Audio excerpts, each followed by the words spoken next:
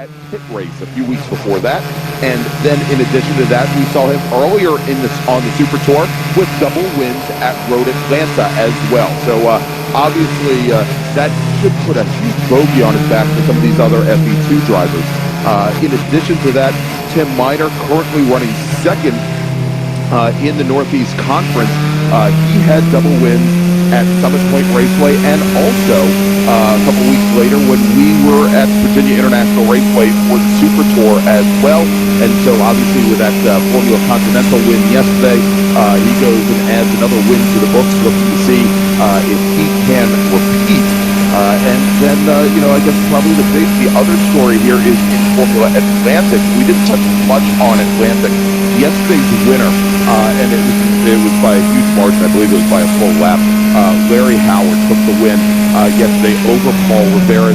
Now, right now, Howard, he's got a little something to prove. He finished 5th at the National Championship runoff this year, although it was a great run for him. He started 10th, but he certainly wants to show himself as one of the best Formula Atlantic drivers in the nation. And again, put a commanding, stamp on that win yesterday. I'm sure he's looking to do that again. Now we do have the field making their way through the inner loop here, and I do have Austin Yelkin here on the grid. All right. However, we do not have the number 19 of Todd Vanacore. He did not make it out. So it looks like William Mulholland is going to start on the inside of row number 2, right behind John McAleer. We'll have to see if William Mulholland has anything for McAleer. He finished 20 seconds back during yesterday's race. So, again, some of the race winners yesterday, they really jumped out, and they jumped out early to big leads.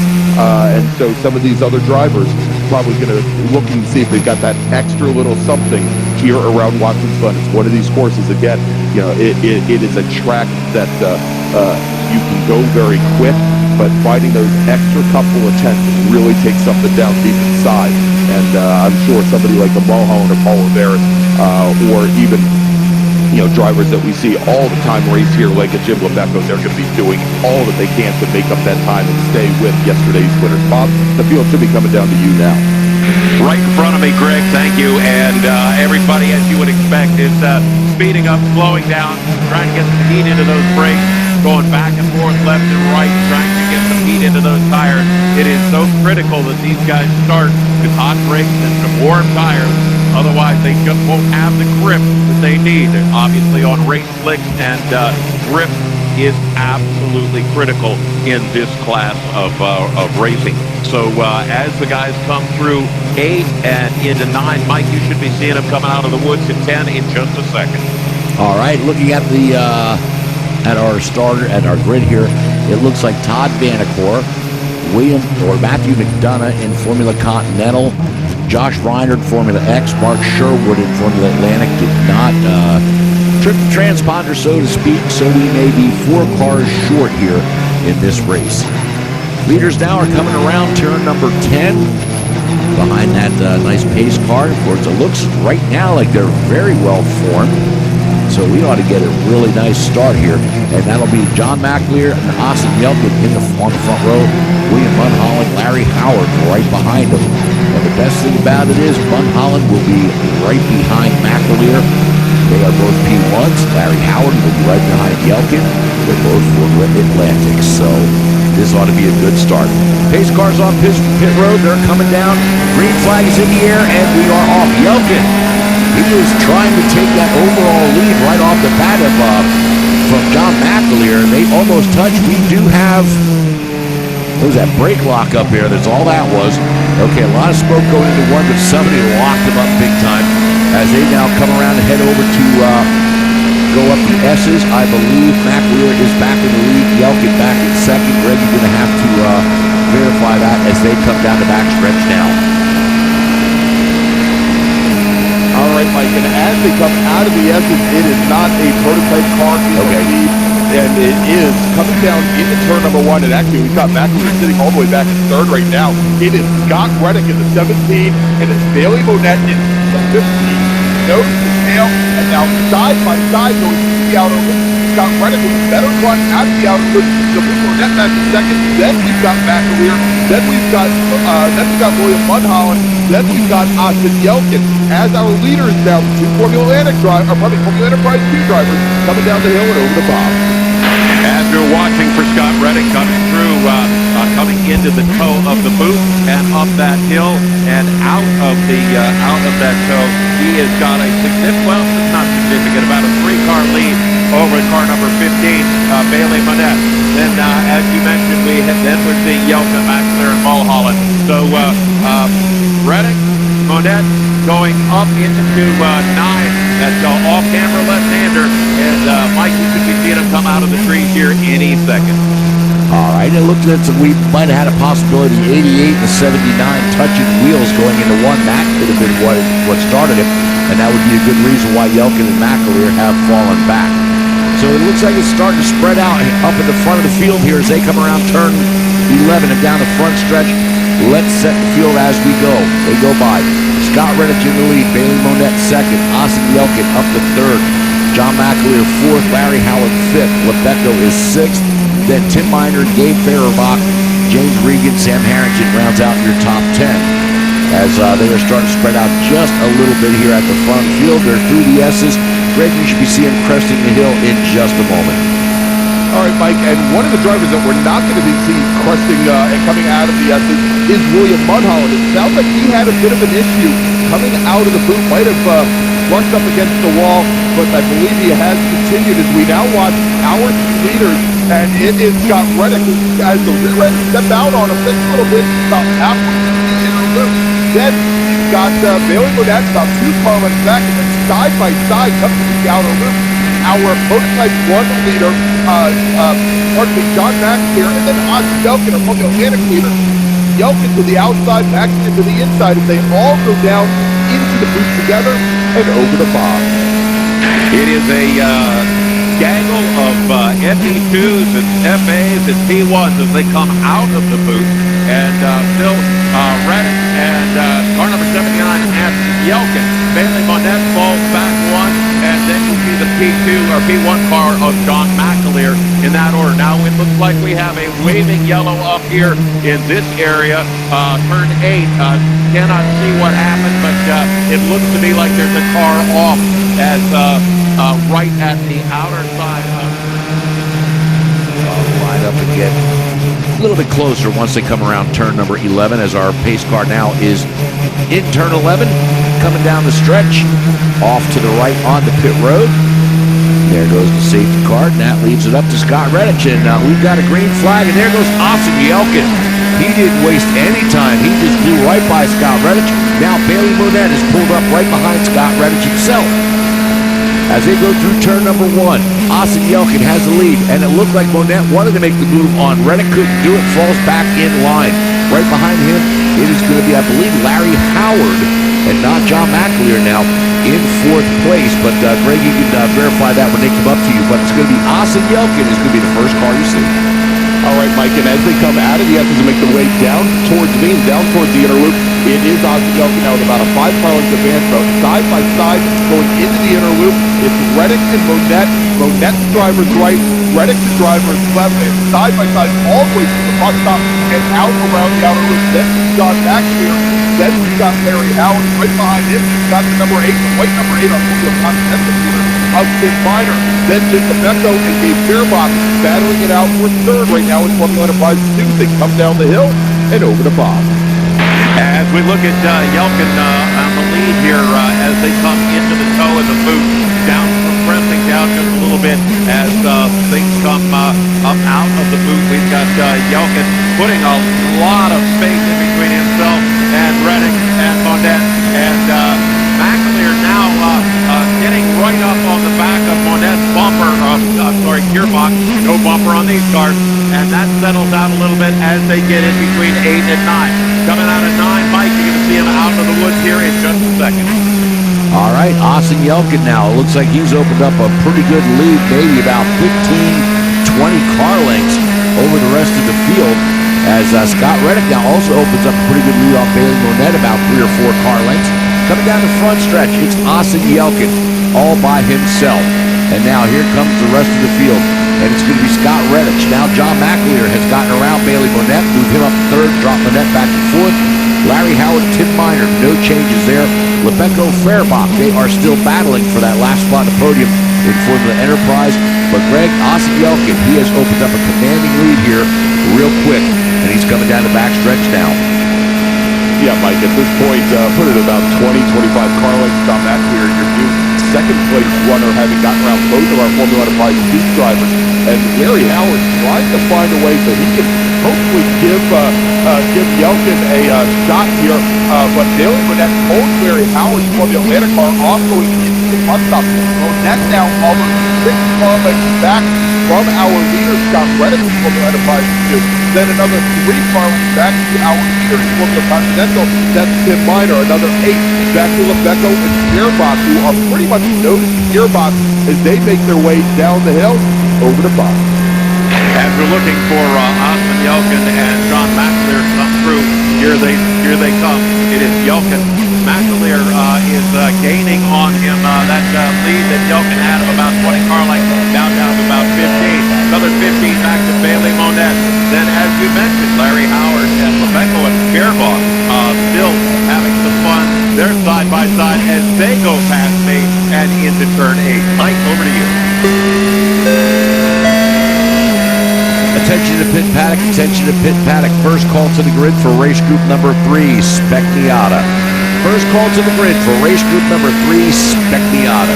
Leaders coming around turn number 11 right now. It's Austin Yelkin, and he's got about a 20 car length lead now, but it's John McAleer that's behind him. Now here comes the race. Scott Redditch about 4 car lengths ahead of Larry Howard now, who's gotten around Bailey Monette. So Howard trying to make his move, chasing Austin Yelkin. Monette still trying to get up to Scott Redditch, still about the 2.5 behind him here. Tim Miner is in third, or I'm sorry, is in 6th. It looks like the number 9 Costco Formula X machine has lost all fire going through turn number 1. Looks like he's going to try and make the cutout at 1A. Sorry to jump in there, Mike. That's all right. Yeah, I was going to say, that's the word that was over the radio, that the number 11 car is pulled off over by turn 1. So let's jump back over right now as we watch that one over the battle as Scott Redditch continues to open things up. Larry Howard, as you mentioned, our second-place runner in Formula Atlantic, sits right between Redditch and Monette. Now, that last time by, Howard running almost identical last time to Austin Yelkin. But John McAleer almost 6/10 of a second faster than Yelkin at the front of the pack. So we might see a new overall leader, but that battle in FE2 should be coming down the bottom now. Right in front of me, Larry Howard got pulled out and around Redditch, and now Bailey Monette can once again see Redditch as they come out of 8. So put Howard in 3rd overall, Scott Redditch in 4th, but Bailey Monette is only about 5 car lengths behind Redditch at this point. And Mike, you could be seeing that coming to you any second. Oh, they're coming, and so's John McAleer. He has now only about 6 car lengths behind Yelkin for the overall lead. But here comes the race as they come around turn 11 and down the front stretch. And let's see how it's looking out. Larry Howard now in 3rd as he is closing in on Yelkin at just a little at a time. Scott Redditch back to 4th, but Bailey Monette right there with Redditch. He is less than a car length behind him as they go around turn number 1. And let's keep an eye on that FE2 race right now as Redditch leads Monette up the hill through the S's and over the crest of the hill. Scott Redditch with about a half a car length lead now over Bailey Monette. They're coming to you, Greg. All right, Mike, and as they come out of the S's, as you mentioned now, Oakley, and actually they are now side by side, right behind Larry Howard's Formula Atlantic car, going into the bus stop. Monette takes over the lead from Scott Redditch. Monette driver's right, first car into the bus stop, first car out, half a car down, separates them, they go around the outer. As you mentioned, the last time by, Redditch must have gotten held up just a little bit by Howard as they came to the back portion of the boot, as Monette was almost a 1.5 seconds faster than Redditch. They're coming down the hill now and over the bottom.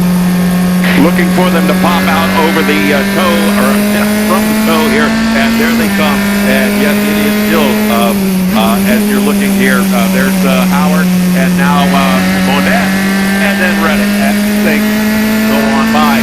And Tim Miner in Formula Continental is back there keeping an eye on what's going on in front of him as well. Although, of course, that class battle doesn't have anything to do. That's another class battle. Does not have anything to do with the FE2 battle. But it is Monet and Reddick as they come out of the woods and over to you, Mike.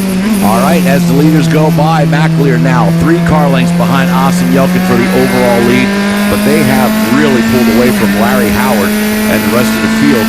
When Howard comes by, I'll give you a time, and it is Larry Howard is now 14.3 seconds behind Yelkin, so big gap there.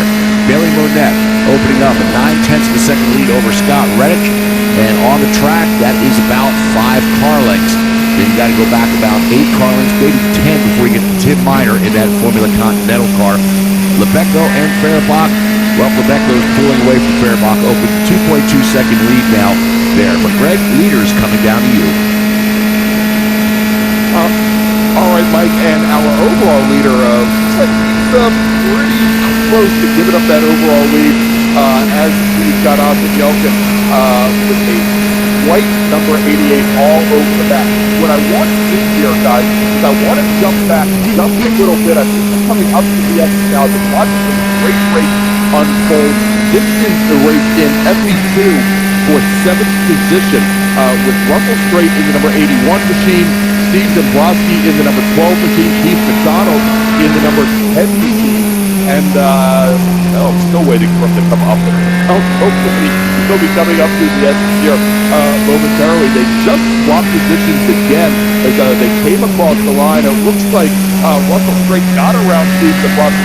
Here they come now towards me, and we've got the red number 81 of Russell Strait, and now side by side coming down, probably the blue number 81. Sorry, Bob.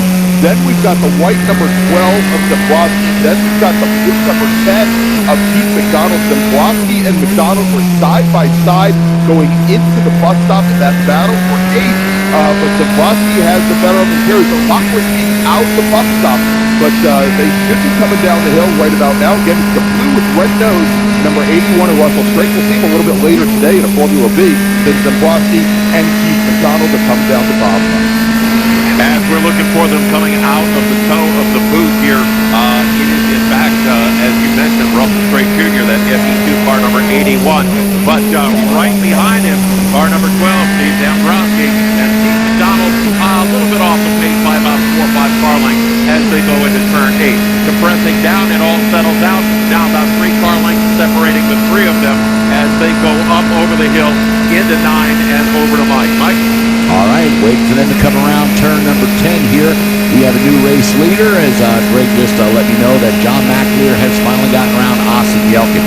All right, here they come, and it is that FE2 battle. It's Russell Strait. It is Steven Dombrowski and Keith McDonald as they come around turn number 11 and down the front stretch.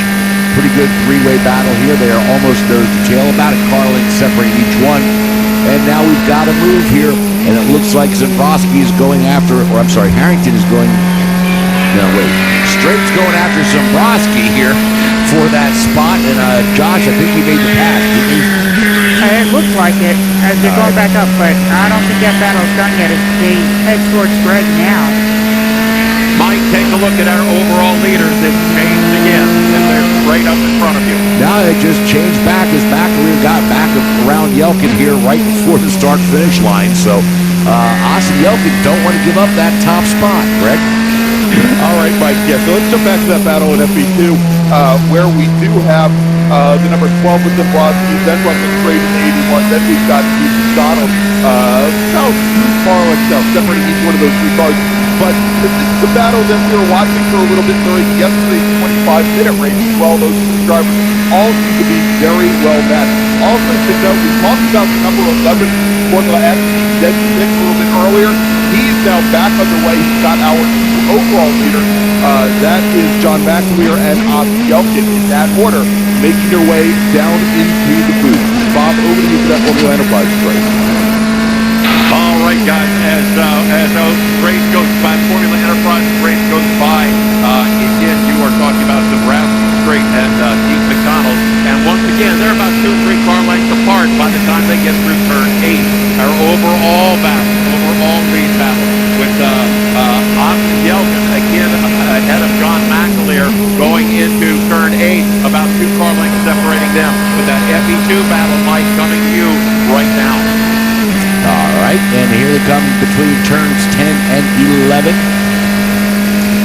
is going to be Zembrowski, Straight, and McDonald. They come down the front stretch.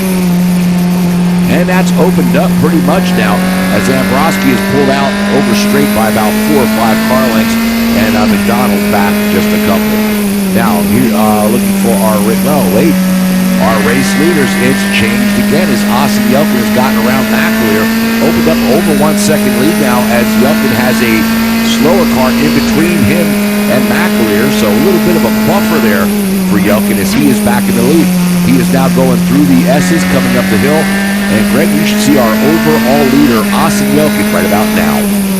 All right, Mike, as they come out of turn 3, out of the S's and R's in the back straight here, Yelkin with a 3-car length advantage over McAleer.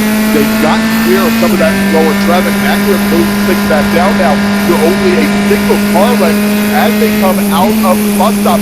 Yelkin banging up against the rev limiter. I think maybe spent a little bit more time looking in the mirror to John McAleer than his rev counter as they start to make their way down the hill. They're actually going to be coming up on the back of that Formula Enterprise 2 race. We were just following here just a few seconds ago. But Bob, our overall leaders on the shelf, John McAleer, making their way down to you now. They're getting into the toe of the boot as that FE2 battle is just coming out of the boot. And now Yelkin and McAleer are in the middle of that FE2 battle. Yelkin is 2 cars back. He goes driver's right. And McAleer going driver's right, getting past that group as they go into turn 9. Now this is going to be interesting as they're just now passing the leader of that pack, Zembrowski, as they come out of 9 and over to 10. Mike, they should be over by you. Attention to the pit paddock, attention to the pit paddock. Second call to the grid for race group number 3, Spectiata. Second call to the grid for race group number 3, Spectiata. All right, Austin Yelkin, John McAleer just went by me right now. 1.2 second advantage for Yelkin. They have cleared all that traffic and put those cars a lap down, and now they are all by themselves battling out for the overall win. Yelkin with about a 5-car length advantage over McAleer as they come through the S's, crunching the top of the hill, and they're coming to Greg right now. All right, Mike, and of course, the next time our leader, whether it be Austin Yelkin or John McAleer, next time they go by, they will get the white flag. I've been watching the last couple laps, our Formula Enterprise 2 battle for the lead, as Bailey Burnett starts things out just a little bit over Scott Reddick. But let's come back to that battle for the overall lead as Scott McAleer and Yelkin both back down the hill now and heading over towards Bob. About 5 car lengths, maybe 6 car lengths, maybe 7 car lengths into the braking zone, now compressing. After Yelkin leading, of course, John McAleer at this point. Formula Atlantic versus P1. But as we've mentioned, those guys have been duking it out the entire time. It looks like McAleer seems relatively content to take second overall because no real advances as they come through the sole of the boot into the heel. Probably 10 car lengths in between them right now as they go into 9 and over to you, Mike. All right, as we get ready to go on to our last lap here comes Austin Yelkin around turn number 10. And he's got McAleer behind him. I'm going to say it's about 5 car lengths. Bob, I don't know about that. I think maybe McAleer heard you.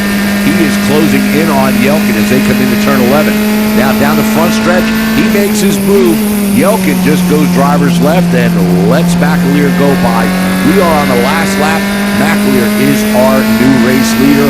Austin Yelkin looks like he may be a little underpowered here, and he just blew up. Yeah, Mike, I was just going to say, on the very last lap, Yelkin almost 1.7 seconds off of McAleer's time. He's obviously starting to slow down there. So, there you go. He made it more than 1 lap. But John McAleer, our overall leader, now coming to the bus stop for the very last time, all by himself. He's got about 50 car lengths for the next slower car ahead of him.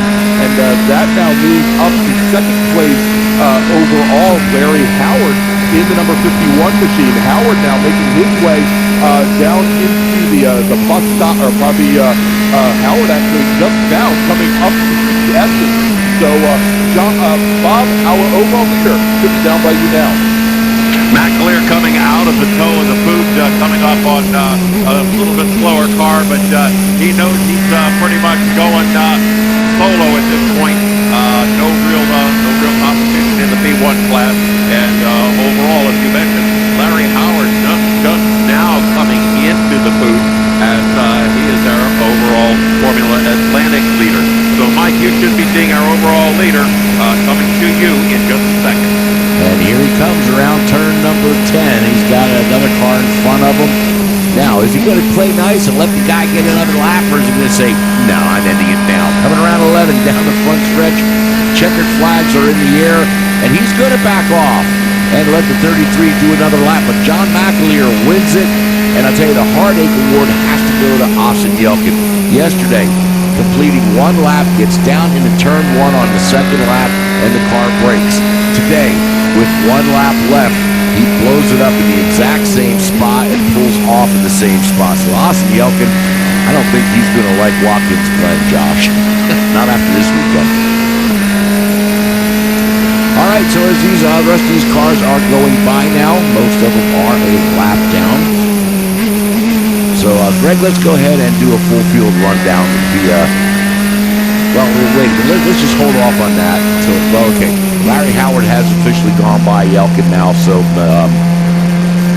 Monette goes by. So I think we're pretty safe here with the race call. Go ahead and do the rundown. All right, sounds good. So let's start off with prototype 1, where our sole finisher, John McAleer, of course, William Mulholland, had issues on the very first lap, did not complete a single lap. All right, so let's move over now to Formula Atlantic, where Larry Howard takes the win in the number 51 machine. Waiting to see if Paul Rivera, actually Paul Rivera retired after 6 laps, so that will give Austin Yelkin second, even though he's not running at the end.